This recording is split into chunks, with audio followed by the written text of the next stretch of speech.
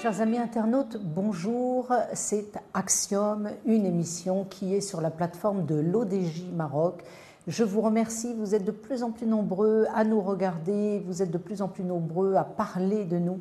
L'ODJ Maroc, l'ODJ c'est un support médiatique extraordinaire qui vous donne énormément d'informations car nous sommes reliés sur toutes les plateformes, que ce soit Spotify, YouTube, Deezer et bien d'autres encore.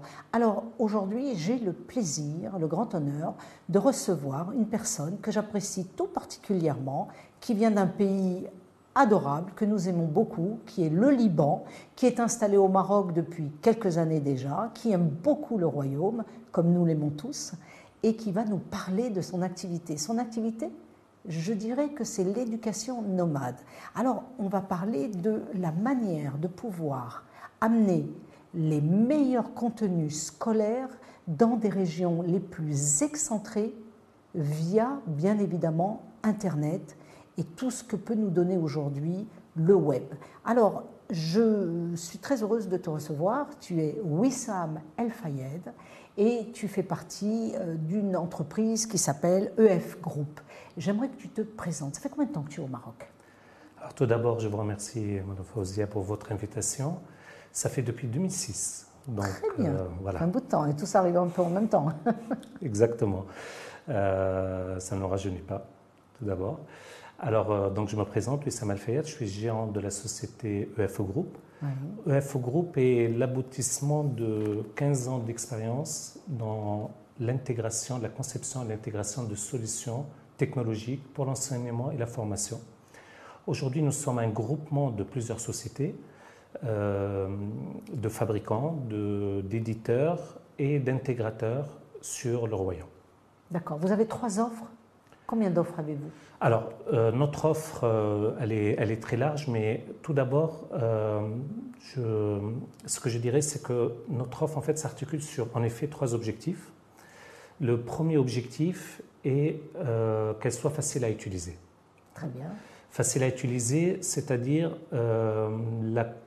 la technologie doit être conçue pour être mise entre les mains d'un enseignant. Un professeur aujourd'hui ou un enseignant n'est pas forcément un technicien, n'est pas l'as de l'informatique. Elle doit être faite d'une façon conviviale, intuitive, pour pouvoir être utilisée facilement par l'enseignant. Quand on parle de technologie, est-ce qu'on parle du fameux tableau interactif comme le eTouch 3 ou d'autres technologies? Exactement. Quelle est cette technologie, Wissam? Tu peux nous l'expliquer, à part ce tableau qu'on connaît, interactif? Alors, il y a différentes technologies. Justement, on parle beaucoup de l'enseignement interactif et collaboratif. Ça passe via aujourd'hui des tableaux interactifs ou des écrans interactifs. Alors nous, on a choisi pour l'écran interactif parce que justement pour répondre à ce premier objectif, que ça soit facile à utiliser, on est sur des environnements familiers aux professeurs qui sont l'environnement Android et notre choix de fabricant ou de constructeur est fait dans ce sens-là. Je donne un exemple, par exemple, pour les écrans E3 Technologies. Ce sont des écrans qui sont faciles d'utiliser sous Android. Tout le monde a sur son smartphone ce système d'exploitation. Et surtout, il y a une couche supplémentaire, un écosystème et une couche supplémentaire logicielle qui va rendre l'utilisation très facile pour l'enseignant. Oui. Toujours dans cet objectif-là, ça passe aussi par une formation et un accompagnement des utilisateurs. Et là, nous mettons en place des programmes de formation et d'accompagnement avec les utilisateurs. D'accord, donc j'ai un tableau interactif. Ou un écran, aujourd'hui on parle d'écran. Ou un écran interactif qui est mobile, puisque j'ai vu qu'il y a sur roulette, donc il peut aller se déplacer d'une salle à l'autre. Et il y a du contenu, des logiciels, c'est sous Android, donc il y a des opportunités. Et en fin de compte, on amène toutes les bibliothèques du monde au Maroc. Exactement. On a accès à toutes les bibliothèques du monde, en fin de compte. Exactement. Donc, justement, les 3 objectifs que nous avons, la facilité d'utilisation. Le deuxième, c'est la mobilité, comme vous dites. Donc, mobilité, on peut mutualiser aujourd'hui l'utilisation de l'écran.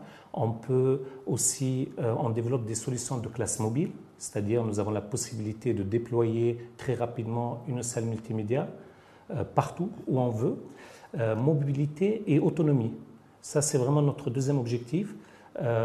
Pourquoi? Parce que ça répond à une problématique qu'on rencontre dans beaucoup d'établissements. C'est ce que j'allais dire, on va parler du contexte. Voilà. Est-ce que tu peux nous définir un petit peu le contexte? Le contexte aujourd'hui, alors la technologie dans l'enseignement n'est pas récente, à plus de 20 ans. Le Maroc s'inscrit parfaitement dans cette dynamique depuis plusieurs années avec différents programmes gouvernementaux comme le programme Génie et autres. Et beaucoup de choses ont été faites. Il y a aussi des acteurs associatifs, des fondations qui font énormément de choses et des initiatives privées dans ce domaine-là. Nous, on s'inscrit là-dedans. Le Covid est venu aujourd'hui nous rappeler l'importance de la technologie dans la formation et dans l'enseignement. Ça a été un vrai catalyseur. On l'a tous vécu. Il fallait rapidement offrir des solutions d'enseignement à distance, de plateformes, de contenu, de pouvoir faire interagir les étudiants et Comment s'est passée cette période? Comment s'est passée cette période? Qu'est-ce qui s'est passé, le rush? Ça a été le rush en termes de demande, évidemment, mais on s'est rendu compte que l'infrastructure n'est pas forcément là, que les établissements ont besoin d'équipements, ont besoin de tablettes, ont besoin d'ordinateurs, ont besoin de plateformes, ont besoin de serveurs, ont besoin de solutions. Donc une prise de conscience forte, une forte demande, mais les choses se sont, je veux dire, aujourd'hui calmées un petit peu depuis qu'on est sorti du Covid. Et cette prise de conscience nous amène à vraiment travailler d'une façon beaucoup plus structurée et aller répondre à cette demande-là. C'est-à-dire préparer non pas une deuxième pandémie, je l'espère qu'il n'y en aura pas, mais c'est de préparer une nouvelle façon de travailler et d'étudier et surtout de voir qu'on peut amener la culture partout. On peut aussi répondre à d'autres problématiques qui n'étaient pas par rapport à la pandémie, mais un étudiant qui peut être en Afrique, qui veut aujourd'hui suivre un cours qui est à Casablanca. Il n'a plus besoin de se déplacer, oui, tout à fait. Et peut-être apporter aussi, grâce, on va en parler, mais grâce à notre solution valise multimédia, d'apporter de la culture et du contenu à des zones éloignées. Voilà, donc il y a beaucoup d'usages, beaucoup d'applications qui peuvent être faits et nous sommes en plein dedans. Avec évidemment des problèmes qu'il faut régler, des investissements qu'il faut avoir. Mais je pense personnellement qu'aujourd'hui, sur le continent africain et spécialement sur le Maroc, on commence à avoir un marché assez mature, avec une vraie prise de conscience, avec je dirais tous les paramètres sont réunis pour faire quelque chose de très bien. Oui, les distances sont beaucoup plus longues quand on est notamment dans une ville d'un pays africain et qu'on veut suivre un cours. Il est difficile de se rendre à Casablanca ou à Tunis ou à Fès pour pouvoir suivre son cours. Aujourd'hui, il faut amener. D'ailleurs, j'ai eu le plaisir de lire un livre qui a été écrit par Bill Gates à l'époque, il y a un peu plus de 35 ou 37 ans à l'époque.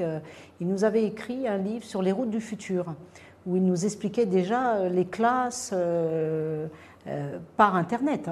Il nous avait déjà inspiré, il nous avait déjà expliqué ce qui allait se passer. Et aujourd'hui, 40 ans après, on voit qu'en effet, les routes du futur sont en plein boom. On les a déjà construites et on est déjà dessus, on roule déjà dessus. Exactement. Donc c'est une nouvelle éducation. J'aimerais, Wissam, te poser une question. Je suis dans le sud du Maroc, pratiquement dans le Sahara marocain. J'ai une petite école, j'ai quelques élèves, ils sont sympathiques et intelligents, c'est chérubin, mais malheureusement, je n'ai pas de professeur d'anglais, je n'ai pas de professeur trop de mathématiques. Il y a des nouvelles technologies. Les enfants ont déjà un peu des smartphones, donc ils savent un peu ce qui se passe. Comment je peux faire pour déplacer un professeur de Paris pour apprendre le français, un professeur de Berlin pour apprendre l'allemand, un autre qui va venir pour les mathématiques ou la géométrie. Qu'est-ce que je peux faire? Est-ce qu'on a une solution chez vous, chez EF Group, dans votre entreprise? Bien sûr, aujourd'hui on parle de classes hybrides. Hybrides, d'accord. Voilà, les classes hybrides, ce sont des salles de cours où il y a du présentiel, mais aussi la possibilité d'avoir des élèves à distance, mais aussi le professeur qui peut être aussi à distance pour pouvoir dispenser de son cours.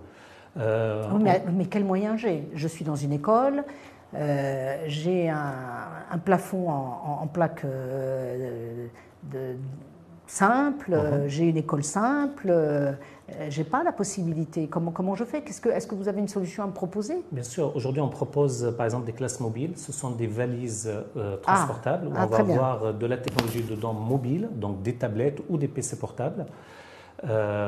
Sur ces tablettes-là, donc on va pouvoir les déployer directement en classe.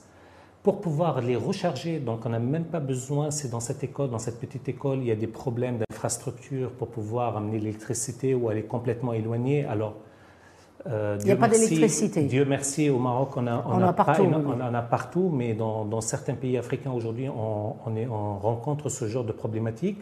Mais en tout cas, il peut y avoir aussi un problème d'infrastructure où là, nous proposons des solutions où il suffit d'une seule prise et d'apporter aussi une valise d'énergie, c'est-à-dire une valise d'énergie qui va apporter cette énergie verte, solaire. Comment c'est solaire, c'est-à-dire la valise, si je comprends bien, elle se recharge avec le soleil. Elle se recharge de différentes façons, mais dans le solaire aussi, et elle va permettre de pouvoir alimenter une salle multimédia pendant toute une journée, un écran interactif pendant toute une journée, ou recharger les tablettes. J'ai pas Internet, je fais comment? Alors là, c'est un autre sujet. Donc en effet, il y a des... Mais c'est un sujet important, oui. Très important, très S'il n'y a pas d'Internet, ça marche pas. J'ai beau avoir du soleil et des tablettes, si j'ai pas le contenu, à moins que vous ayez des contenus préenregistrés, ce que j'imagine, mais il me faut quand même avoir accès à Internet. Alors, c'est une très bonne question. Aujourd'hui, en effet, on trouve des zones qui sont mal desservies. Ça bug. Ou carrément le coût aussi de l'Internet qui peut être aussi... rébarbatif, c'est-à-dire c'est trop cher. Quoi. Bien sûr. Alors, il y a des alternatives. Alors, on va parler de deux axes. Aujourd'hui, il y a de nouvelles opportunités d'apporter l'Internet. On parle du projet Starlink de Elon Musk. Voilà, c'est plus de 3000 satellites, donc c'est de l'Internet satellitaire de très haut débit. Le Maroc n'est pas encore ouvert, donc c'est en cours. Nous travaillons là-dessus. Nous avons développé une valise Starlink, donc mobile, qui permet justement de la déployer, d'ouvrir l'antenne et de pouvoir avoir l'Internet avec un point d'accès pour pouvoir donner à toute l'école. Donc nous attendons avec impatience que les autorisations soient faites pour soient libérées, soient données, octroyées. Voilà, nous avons fait une demande d'homologation auprès de l'ANRT pour notre valise et c'est des choses qui ne vont pas tarder. C'est prévu normalement pour 2023 où là on pourra répondre à cette problématique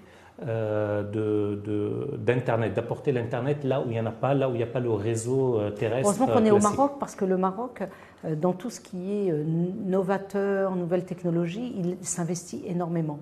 Et l'ANRT sont des gens qui travaillent très bien, qui sont très réactifs. Donc je pense que l'ANRT va vite vous donner ces autorisations, parce que votre projet est fantastique. Si je le résume, je suis une maîtresse dans une petite école au fin fond du Maroc, dans le Sahara ou même au nord, dans une montagne ou je ne sais pas où.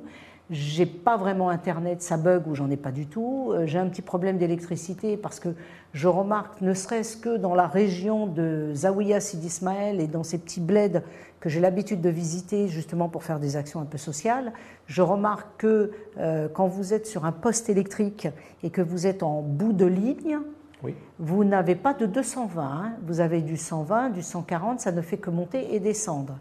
Et on ne change pas le poste, vous avez beau faire des réclamations, s'il n'y a pas une pétition, le poste ne va pas changer. Donc j'imagine que l'école qui n'a pas son 220 watts va trouver du 120 ou du 140. Déjà, bon, ça va abîmer tout ce qui est appareil technologie. Il va falloir quand même que dans les régions, alors qu'on est à 1h45 de Casablanca, et on a des problèmes. Je fais un petit clin d'œil, comme ça, à l'ONE pour qu'ils puissent, ou à la RAD, je ne sais pas qui s'en occupe, qu'ils puissent justement vérifier que lorsque vous êtes en bout de piste et que vous avez un poste électrique qui est défaillant parce qu'avant vous aviez 30 maisons, aujourd'hui vous en avez 300, il devrait quand même changer un petit peu les infrastructures, surtout dans ces régions. Donc vous arrivez avec le soleil dans votre valise, donc voilà, on va le résumer comme ça. Et l'Internet par le satellite, par notre cher Elon Musk qui fait tellement de belles choses, puisqu'on a aussi des voitures Tesla au Maroc. Bien sûr, ça commence. Si on a des voitures Tesla, on aura des maisons Tesla et on aura Starlink. Alors, on a parlé du contexte, on a parlé de l'offre. Comment dans les régions où vous travaillez déjà au Maroc, dans quelle région à peu près vous travaillez? On travaille un peu sur tout le royaume, donc vraiment même dans des zones éloignées. Évidemment, l'axe Tanger-Marrakech est, je dirais, le plus actif dans ce genre de technologie. Mais justement, pour reprendre la problématique que vous avez évoquée, en termes de technologie, on a absolument tout aujourd'hui pour répondre à ça. Vous êtes prêts? On est prêt grâce à nos fabricants, grâce à nos éditeurs, même en termes de contenu, parce qu'on parlait tout à l'heure de pouvoir déployer le savoir à un enseignant qui fait cours à distance, mais il y a aussi le contenu. Nous, ce que nous proposons aujourd'hui, ce sont des contenus qui peuvent être lus en offline, c'est-à-dire sans connexion Internet. Il suffit d'avoir à un moment donné une connexion Internet et pouvoir les pré-télécharger sur sa tablette ou son ordinateur ou son smartphone. En quelle langue? Alors, dans toutes les langues. Alors, notre réflexion est allée beaucoup plus loin, c'est-à-dire on n'amène pas simplement des contenus existants de certains éditeurs avec qui on travaille, mais on amène surtout une solution de digitalisation. Cette solution de digitalisation, pour vous expliquer, c'est une technologie qui a été développée par une société européenne qu'on a amenée sur le sol marocain, parce que ça c'est vraiment très cher aujourd'hui de ce qu'on essaye de faire tout le temps, c'est de dire à nos fabricants, installez-vous au Maroc, parce que avoir cette proximité-là, avoir le service après-vente, avoir la culture marocaine qui peut s'intégrer dans ces solutions et mieux répondre aux besoins. Donc cette start-up aujourd'hui qu'on a réussi à amener sur le Maroc, sur la ville de Mohammedia, en fait, a développé une technologie qui est une plateforme de digitalisation.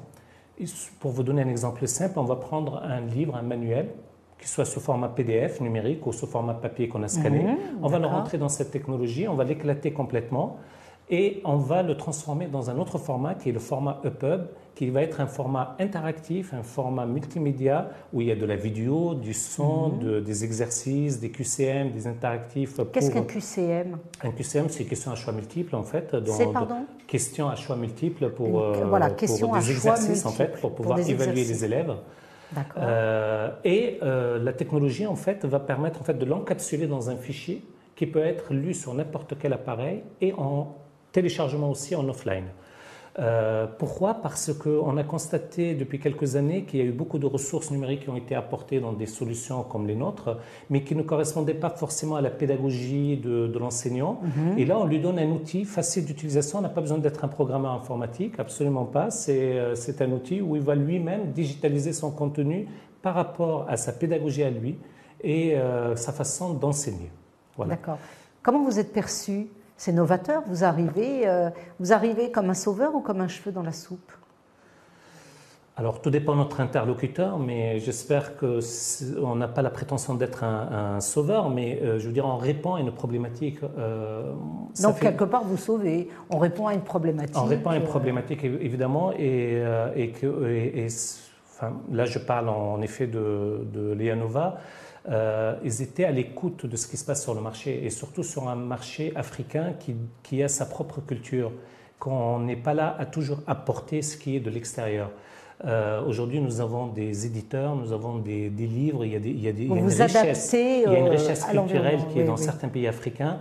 Et là, c'est une solution qui permet justement de digitaliser ce contenu-là et de pouvoir le diffuser au plus grand nombre. C'est du sur-mesure? C'est du sur-mesure? C'est du sur-mesure, mais qui est facile à utiliser, qui peut être fait par un enseignant.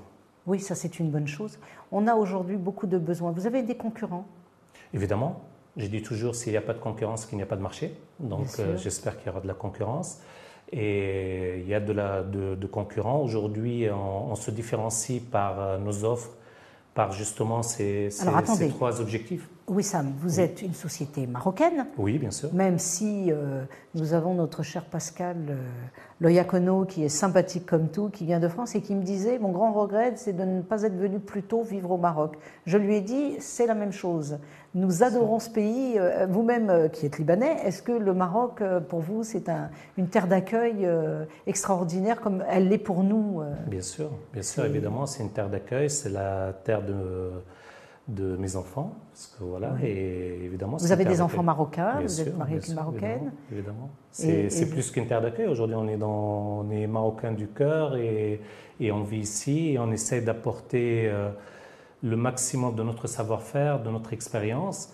Et cette expérience a été développée au Maroc. C'est même pas, on l'apporte même plus de l'extérieur. Je veux dire, quand on parle de plus de 10 ans ou 15 ans sur le sol marocain, on est marocain. On est marocain et on est marocain et souverain.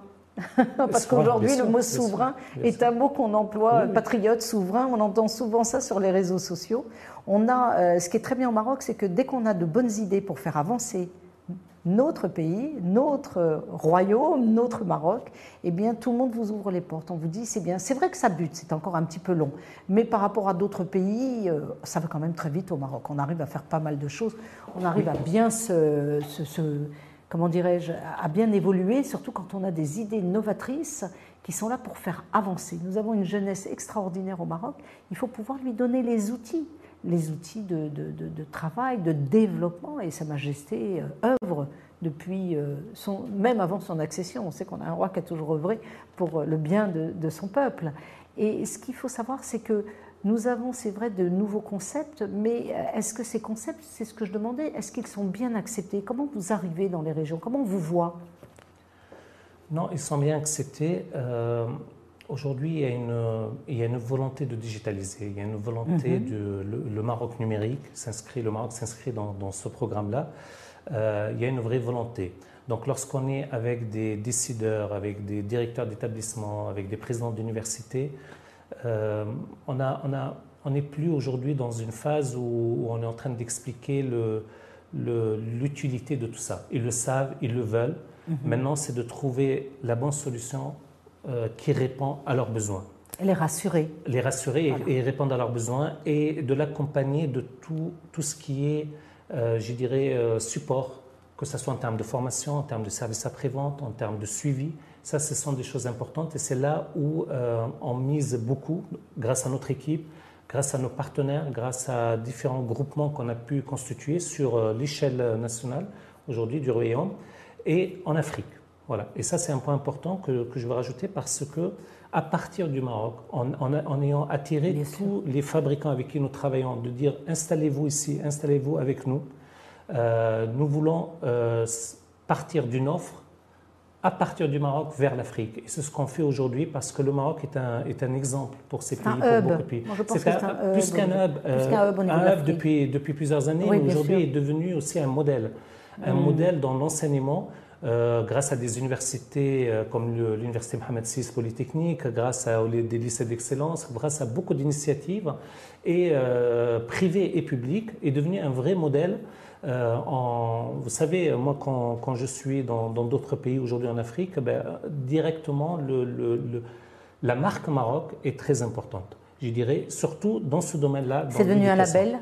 C'est en train de devenir un label, un label, mais c'est à nous à le développer encore plus. Voilà. À la fin de ce mois-ci, donc je rajoute, il y a un grand salon, donc le salon du IT qui est le GTEX. C'est un salon, un grand rendez-vous qui se fait chaque année à Dubaï. Et cette année, nous avons la chance, grâce au pouvoir et grâce à Sa Majesté, de pouvoir l'avoir au Maroc, dans la ville de Marrakech. C'est un grand rendez-vous qui va rassembler tous les fabricants, tous les acteurs de l'IT et aujourd'hui l'éducation forcément prend une part importante. Donc à Marrakech, à peu près vers quelle période il va se faire? C'est le 31 au 2 juin, qui est le GTEX Africa avec beaucoup de... Du 31 mai au 2 juin. 31 mai au 2 juin. Du 31 mai, prenez le rendez-vous. 31 mai au 2 juin, vous avez le GTEX qui d'habitude se tenait à Dubaï et qui pour la première fois va se tenir à Marrakech sur les nouvelles technologies, sur la IT, et c'est un rendez-vous qu'il ne faut pas manquer. Il y a certainement une inscription pour son badge, vous savez comment ça se passe, il faut toujours s'inscrire sur les sites des salons pour obtenir votre badge, parce qu'aujourd'hui, d'ailleurs, même quand on se promène sur les salons, on commence à voir que les personnes n'ont plus de flyers, il n'y a plus de papier, et on vous dit... Vous scannez le code QR, vous avez tout et c'est fabuleux. Ça avance très vite au Maroc, ça avance très très vite. La jeunesse, pas que la jeunesse, on ne parle pas que de la jeunesse, je parle aussi des seniors comme nous, où on est intéressé et nous ne sommes pas has-been, entre guillemets, nous sommes très intéressés, nous devenons d'ailleurs de bons ambassadeurs pour expliquer à la jeunesse que certes il faut continuer d'étudier parce que comme on le disait dans une autre émission avec Samia Tounzi de l'ESCAEM, aujourd'hui les jeunes se demandent s'il faut continuer d'apprendre étant donné que pourquoi je vais me bourrer le cigare là-haut, alors qu'avec ChatGPT ou avec l'OpenAI ou avec l'intelligence, j'ai juste à demander, tu me fais un rapport, tu me fais ci, tu me fais ça. Parce que l'intelligence artificielle, c'est tu me réserves mon billet d'avion, tu fais le CV de ma fille, tu lui réserves un hôtel, tu lui dis quel tailleur porter quelle couleur, tu lui expliques où elle peut manger son petit-déj, tu lui expliques s'il y a un McDo, bref. C'est la facilité, mais cette facilité, elle est un peu à double tranchant et d'avoir quand même du savoir, bien qu'il faille se spécialiser dans ce que l'on aime. Les étudiants, allez étudier ce que vous aimez. Souvent, les parents donnent des directions, mais ce n'est pas toujours ce que l'étudiant ou le jeune veut. Donc, essayez quand même d'aimer d'apprendre et de ne pas apprendre ce qui ne vous intéresse pas. Donc, vous avez toutes les nouvelles technologies. Wissam, comment tu te vois dans 10 ans, puisqu'on va si vite? Comment ça va se passer dans 10 ans? Il faut s'adapter, il faut s'adapter. C'est vrai qu'aujourd'hui, l'intelligence artificielle est rentrée en... C'est ta formation, tu es formateur, tu es formé aux nouvelles technologies toi-même dans ton cursus? Oui, bien sûr. Et il faut se former tous les jours. On n'arrête pas de se former. Et il ne faut pas avoir peur de cette technologie, il ne faut pas avoir tout ça. Au contraire, il faut le mettre au service de la formation et de l'enseignement.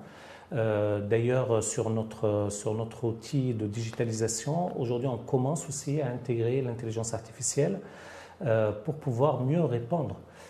Moi, je dis souvent que le savoir est là, ce n'est plus comme avant. Le formateur, l'enseignant n'est plus détenteur du savoir comme il y a des dizaines et des dizaines d'années, mais il devient l'animateur de ce savoir-là. Et il a besoin d'outils et on lui apporte ces outils-là. Bien sûr, dans 10 ans, j'espère qu'on sera toujours Inch'Allah vivant et qu'on continuera à apporter encore plus de solutions et plus de facilité, c'est surtout ça, plus de facilité à l'enseignement et à la formation. Vous faites toujours de la veille technologie, de la recherche, vous avancez, vous êtes très présent dans le public ou le privé actuellement? Les deux. Alors c'est vrai qu'on a vu un grand engouement du public ces dernières années, surtout après Covid, dans beaucoup d'universités en équipement d'écrans interactifs.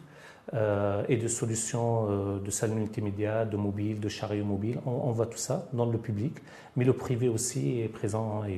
Et dans la formation professionnelle aussi, puisque nous avons besoin absolument de formation professionnelle et de remise à niveau ici au Maroc. On espère d'ailleurs que, je pense que maintenant nous allons aller vers, comme en Europe, comme en France, vers l'alternance, c'est-à-dire l'école d'un côté et puis passer aussi du temps en entreprise, c'est-à-dire le mix entre l'entreprise et l'école. Mais on voit quand même que les chefs d'entreprise aujourd'hui qui tournent entre 40 et 60 ans sont un peu noyés dans cette nouvelle technologie, qu'ils veulent l'adopter.